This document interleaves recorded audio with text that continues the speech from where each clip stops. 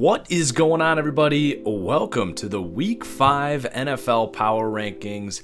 So YouTube's really cranking up how much likes matter. So I am going to ask you guys, do consider hitting that like button. If I get 1,000 likes here, I will release my weekly picks this week on Thursday here on YouTube instead of Patreon. Also, the podcast is coming out Tuesday this week. So check out the Fully Inflated Football podcast on all your podcasting services. And make sure you check out promo code FranchiseGuy if you're shopping for tickets, maybe baseball playoffs or NFL games. Use promo code FranchiseGuy. You'll save $20 on your first purchase. And you'll get the best prices there anyway. All right, so let's get into the power rankings. We are starting to get some clarity, I think, at the bottom and the top. And then we have just massive clusters of just a lot to sort out in the middle. So let's get into it here. The Miami Dolphins, no surprise here, going to stay at number 32, the worst team in the league. Going to move on. Cincinnati Bengals really kind of embarrassed themselves there on Monday night. One of the worst offensive lines I've ever seen. It was already bad, and they've had injuries and retirements and all this crap. So the Bengals not looking good. They are going to play the Miami Dolphins Week 16. Is that going to be the tank off for the number 1 overall pick? Number 30, not much better there in Washington, D.C., West Virginia, whatever you want to call it, the Washington Redskins. They did turn to Dwayne Haskins this week. Going to give us some entertainment to watch with this team to see what Dwayne Haskins has to offer, but this is just not a very competitive football team right now. Number 29, talk about not competitive, the Denver Broncos going to round out this tier gap here. I mean, the defense already has been struggling, but they just lost Bradley Chubb, so what was going to be the identity of that team was that pass rushing duo, and now you can kiss that goodbye. He is done for the year. Von Miller already not having a great year. That offense is just stagnant. The Broncos are a team that are probably going to be looking at a top 5 pick. Number 28, the Oakland Raiders. Now, I still don't think it's a very good football team, but they do have a couple wins on the schedule. This offense can kind of turn it on. I think John Gruden can coach offense. I'll give him that. Derek Carr, you could do worse than him at quarterback. I still think the defense isn't any good. They did play all right this week, though, so +3 for the Raiders. Getting a pretty surprising win there in Indianapolis. Number 27, the New York Jets going to move up just by default. Sam Darnold cleared to practice today, so they're going to get to kind of hit the reset button here, assuming Sam Darnold can go this week. Hopefully get a little more healthy, and this team is by no means out of any contention, so we'll see what they can muster up in the last 3 quarters of the season. And then in the same stadium, the same state, the New York Giants up 3 this week. Daniel Jones, he looks all right. He looks like an NFL quarterback. Some mistakes, as you would expect from a rookie, but out to kind of prove everyone wrong. It's been entertaining. There's a lot of holes around him, but he's masking some of those right now. So +3 for the Giants. Number 25, the Arizona Cardinals, -1. Blown out by the Seahawks in a week where Seattle was really bouncing back from losing at home the week before. The Cardinals kind of are what they are. Not a whole lot of surprises here. A really bad roster and a rookie quarterback that I do like, but just not a very competitive football team. Number 24, the Pittsburgh Steelers. They get their first win on the season. The offensive line looked a little bit more like we had hoped. James Conner showing why there was a lot of optimism for him heading into the season. Mason Rudolph, the stat line looked a lot better than what he actually did in that game. It was mostly just pop passes and screens, running the ball and playing good defense against the Bengals, but a win nonetheless. And hell, they're only a game behind the AFC North lead, as no one seems to want to take the bull by the horns in that division. So maybe Pittsburgh can surprise some people after they just tossed away their first-round pick for Minkah Fitzpatrick. Maybe it won't be a top 8 pick like a lot of us kind of thought when they made that trade, but a lot of time left till we determine that. All right, a tier gap up, the Tampa Bay Buccaneers basically matching a lot of the things we said about them over the summer, about how they're going to lay some stinkers on a week-to-week basis. But there's going to be weeks where this offense is unbelievable, and we saw that this week. I don't think that they're a better team than the LA Rams. I think you'd be pretty crazy to make that argument, but we did see a very good version of the Tampa Bay Bucks last week. If they could get that consistently, they'd be a contender to be at least a playoff team, but Jameis has given us no reason to feel very confident in that, but I'm not going to rule it out. This team has shown some really nice things this year. Number 22, the Atlanta Falcons. They're the softest team in the entire NFL. The offensive line, the defensive line, and I've even called Matt Ryan a soft quarterback at times. He's a between the 20s quarterback. That's how you can see such a good stat line, but they put up 10 points. Third downs, red zone. He's just not a very good quarterback. Number 21, the Carolina Panthers. They're going to move up one. It was a crazy impressive win there in Houston. It's still a little weird, what happened in that game. They had 30 pressures on that terrible Texans offensive line. Obviously, the main concern right now is Kyle Allen. What is he? He didn't do a whole lot this week. If this team had a healthy Cam Newton right now, it'd be a top 15 team. It's a very good roster, but just a lot of questions at the quarterback as we sit here right now, heading into Week 5. Number 20, the Jacksonville Jaguars. They're going to stay put. I actually picked them to get the upset this week in Denver. They pulled it off. And Gardner Minshew has sparked some life into this team. We knew that defense was going to be good. They have definitely proved that. But the offense is, I think, looking like what a lot of people thought it could look like with Nick Foles. So that's definitely optimistic. And Gardner Minshew continues to kind of rally that team. It's making it harder and harder to believe that we're going to see Nick Foles maybe ever in a Jaguars jersey again. Number 19, the Tennessee Titans. Here they go again. This is what they've done for 2 years, and they do it again. They have an embarrassing loss, and then they bounce back and get a win that you wouldn't have expected, and kind of a hard-fought, physical game. A.J. Brown was awesome in this game. He's looking like a guy that probably should have been a first-round pick, but he's a beast. Mariota's got the weapons now. They were working this week against that soft Atlanta defense, so going to give Tennessee some credit this week, but I'm sure they'll just disappoint again and either stay here or move down a couple spots no matter who they play next week. And then number 18, the Indianapolis Colts. Going to sound weird to have them move up in a week where they did lose to the Raiders.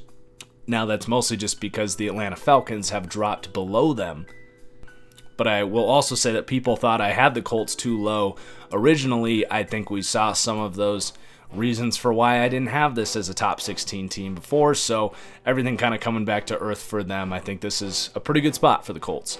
Number 17, the Buffalo Bills. They're going to drop down a spot. No shame in losing to the Patriots, and hell, they were actually pretty competitive in this game. If Josh Allen didn't have to leave the game, or if they didn't have, was it a scoop and score, or a punt return? I'm sorry, I forget. But they did have a kind of fluky touchdown in there. Bit of a scrappy defensive low-scoring game, as was kind of expected. So no shame in losing this week. But it was definitely a week where we wanted to see how legit this team could be. And that offense with Josh Allen, it is definitely not a strength. Let's just not put that lightly. And the number 16, the Baltimore Ravens. And have we reached the point where I'm now going to be high on the Ravens again? Like, this is kind of where they've been for me. I did make fun of Lamar Jackson for completely missing an out route on 3rd and 8, but I would not put this loss on Lamar Jackson in any stretch of the imagination. He was pretty solid in this game. It was the defense actually that let the Ravens down pretty surprisingly here. So not a ton of movement here, but they are going to get jumped by those Cleveland Browns, moving up 3 spots here. Definitely the version of the Browns that a lot of people had expected to see. And I tweeted this out, but if you were on a Euro trip without a phone, or you woke up from a coma and you just read the headlines from the first month of the NFL season, you would think the Ravens were 4-0 and had the best record in the league, and the Browns were like 1-3 and just had no chance at this point. But they're actually the team with first place in this division and kind of in the driver's seat after just winning in Baltimore. So the Browns are going to be the highest ranked team in the AFC North heading into the second quarter. Number 14, the Detroit Lions, going to stay put here. They hung in there with the Chiefs but fell short in the end, almost exactly how I saw this game going. Now, I will say that Kansas City actually caught a few breaks and Detroit was in very good position to win this game. I think this is a good spot for them, and I also think people are still sleeping on this Lions team as a kind of wild card long shot. You know, the NFC is very deep, but Detroit does play very good, sound football, and their quarterback Matthew Stafford happens to be playing at a pretty damn high level right now. It's pretty hard to say he's not a top 10 quarterback at the moment. Number 13, the Houston Texans. You want to talk about playing sound football with the Lions? It's the opposite with the Texans. It's star power, it's Deshaun Watson improvising, but then it's not blocking a soul up front and just being kind of sloppy and not having much of a running game.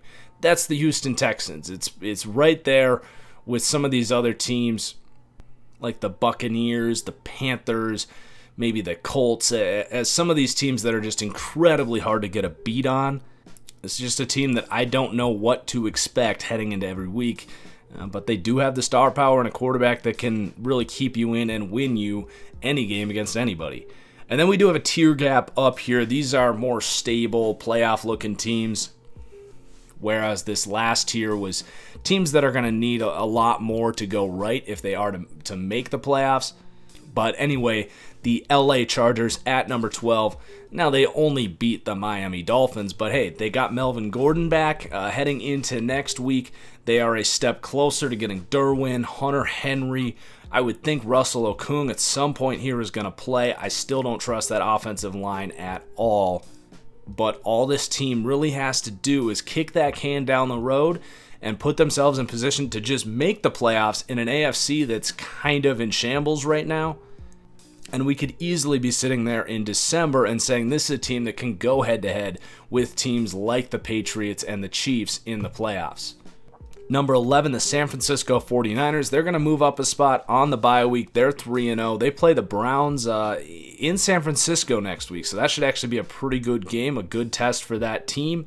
Hopefully they can use the bye week to clean up a lot of these crazy mistakes they've had, just stupid, dumb turnovers, lacking discipline with penalties and all this crap.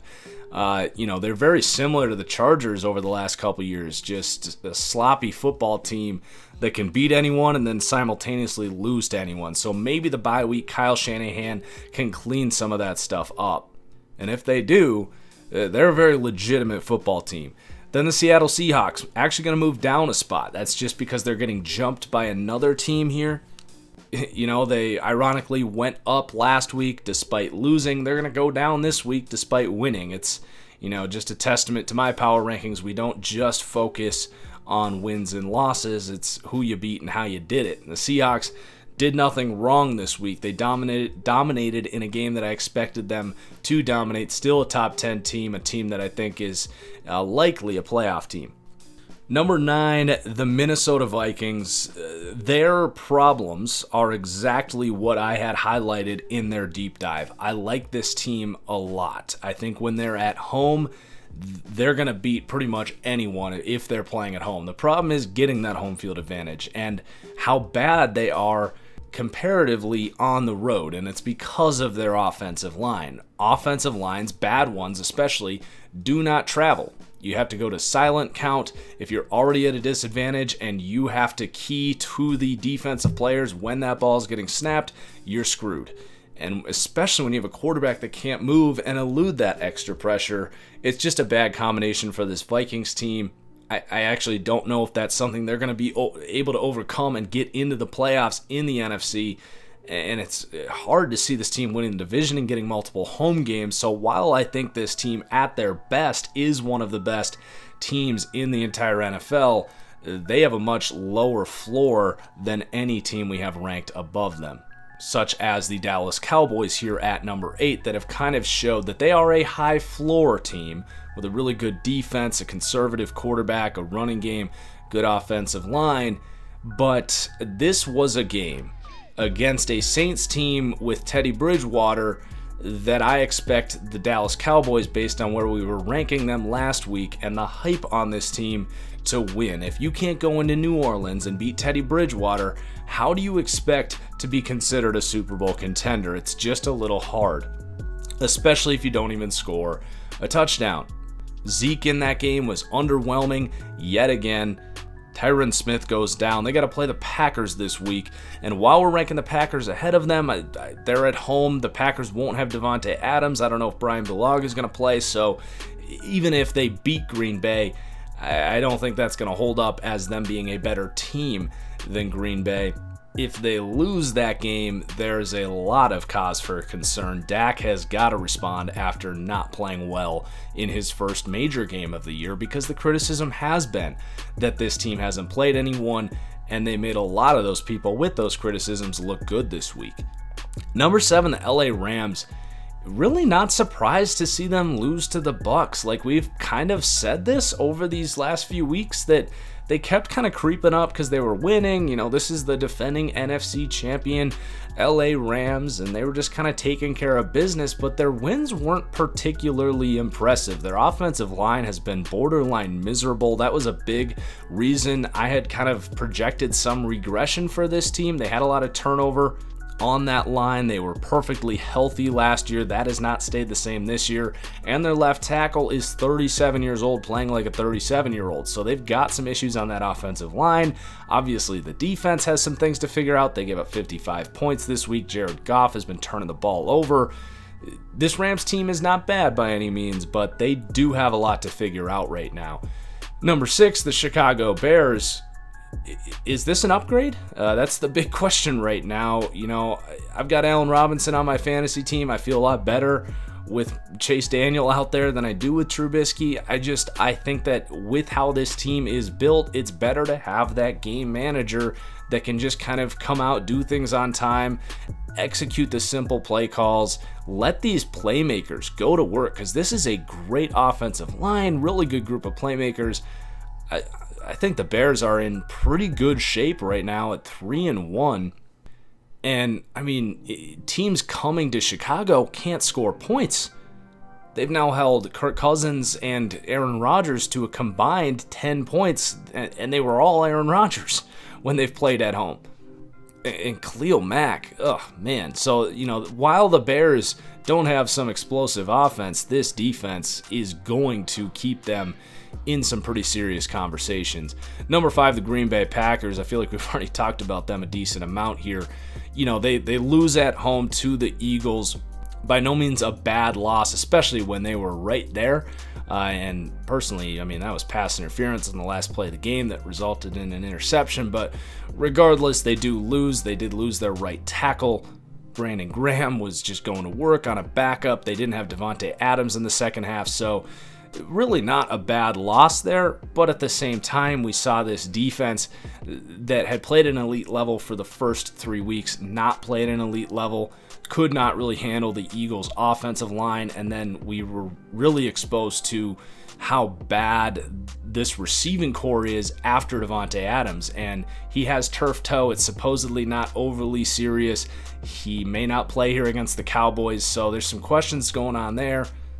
This team's still in pretty good shape. Vegas still has them as the favorites to win the North. They just kind of got to get healthy and get back on track. Also, keep an eye on Oren Burks. Is coming back healthy this week. Middle linebacker. We highlighted Blake Martinez in our film review last week. Go check that out if you haven't seen it yet. You know, Green Bay desperately needs help at the middle linebacker position. Can he spark that? And then number 4, the Philadelphia Eagles. Kind of similar to Green Bay in that they have a major question there in the secondary. But you look at the line play here, I think Carson Wentz has under the radar played at an extremely high level this year. They're only going to continue to get healthier here as hopefully Deshaun Jackson can come back. We saw how good this offense looked week 1 with Deshaun Jackson and all of these playmakers. The running game with Howard and Sanders looks awesome. And this defense, that front 7 is still ridiculous. Cox and Graham combined for 19 pressures last week. That's what led to a lot of my confidence in putting the Eagles as the number 1 team in my preseason power rankings was their line play. Number 3, the New Orleans Saints moving up 8 spots. I mean, I do have to apologize. I moved them way down when Drew Brees got hurt. And a big part of that was that I didn't know how competitive they were going to be with Teddy Bridgewater. Truth is, I was just sleeping on this defense. The playmakers, Alvin Kamara, is ridiculous. They have a pretty easy schedule coming up now. I didn't think they were going to beat the Seahawks or the Cowboys. They beat both. So even if they truly are 9th or 8th in the power rankings in terms of this week, they did just beat 2 really good teams. I don't know why you couldn't expect them to continue that, even if it is with a backup quarterback. But they now have momentum, and at some point are going to be getting Drew Brees back here. And it's not like anyone in the NFC South has been overly competitive, so they should be in pretty good position when playoffs start, and they have shown that this can definitely be a Super Bowl team this year. Number 2, the Kansas City Chiefs. Patrick Mahomes did his thing. This defense is still definitely a big question, but when you've got a quarterback that can just go down and score at will, and the play caller, and they're going to be getting Tyreek Hill back into the mix here, there's really no reason to move them anywhere. And then the Patriots at number 1 took care of the Bills this week. Man, can you imagine if Tom Brady just ever had a defense in his career? God, can you imagine how many rings he'd have? All right, those are the power rankings. Again, please do hit that like button, guys. Again, 1,000 likes. I'll be doing my picks on Thursday here on YouTube. So until then, cheers. We'll see you next time.